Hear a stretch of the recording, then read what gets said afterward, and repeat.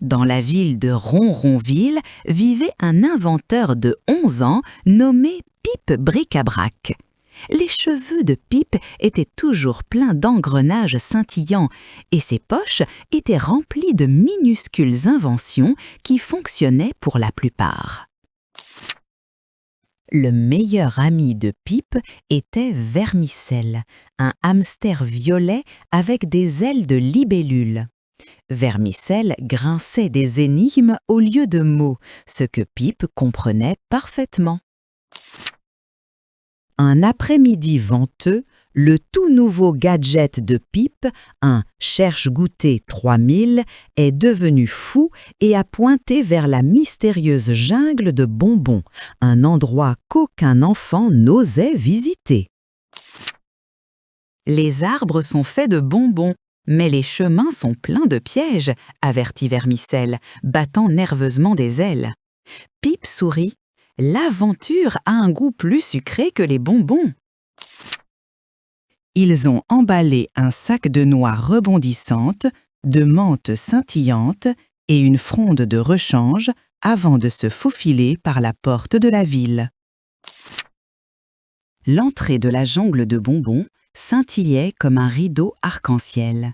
Des panneaux indiquaient « Mâchez avec prudence, marchez avec soin ». Pipe a quand même fait un pas. À l'intérieur, des lianes de réglisse se balançaient au-dessus de leur tête et des oiseaux en chewing-gum gazouillaient des accords de bonbons. « C'est délicieusement bizarre », murmura Pipe. Mais les ennuis sont arrivés vite. Un géant de guimauve nommé Flump bloquait le chemin. Répondez à ma question ou restez coincé comme du caramel. La question de Flump. Qu'est-ce qui est plus sucré que le bonbon mais invisible? Pipe réfléchit intensément. La gentillesse d'un ami, répondit-il. Flump sourit et s'écarta.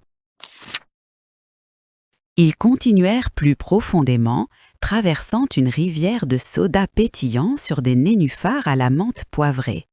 Les ailes de Vermicelle pétillaient, les faisant glousser de manière incontrôlable.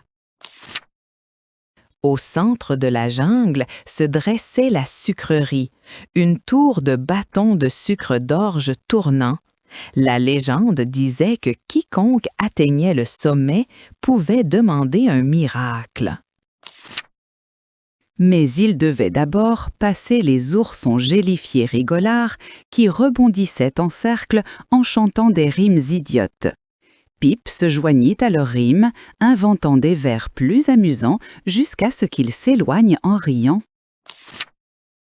Ensuite vint le labyrinthe de caramel fondant, où les murs glissaient comme des cascades de chocolat. Pipe utilisa son cherche-goûter 3000 comme une boussole, même s'il dégoulinait de caramel. À mi-chemin, une créature perdue demanda de l'aide. Un petit lutin de sucre nommé Luma, dont les ailes étaient coincées dans du caramel collant. Pipe aurait pu se précipiter pour battre le labyrinthe, mais a plutôt aidé à libérer Luma. Le lutin étincela de gratitude. « Je vais vous montrer un raccourci !» chanta-t-elle. Grâce à Luma, ils atteignirent la base de la sucrerie. Mais la dernière étape était un escalier qui disparaissait si vous aviez des pensées égoïstes.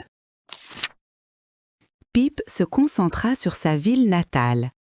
Je veux réparer l'aire de jeu brisée de Ronronville pour que tous les enfants puissent jouer à nouveau. Les escaliers se solidifièrent sous ses pieds.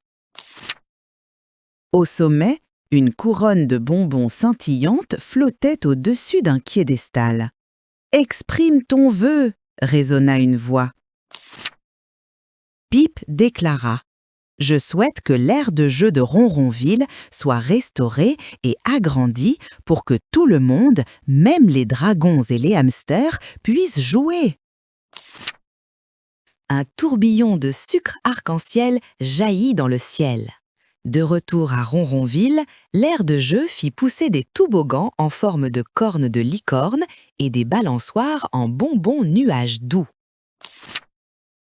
Vermicelle tourbillonna de joie. « Tu as renoncé à un vœu égoïste pour quelque chose que tout le monde peut apprécier, » dit Luma.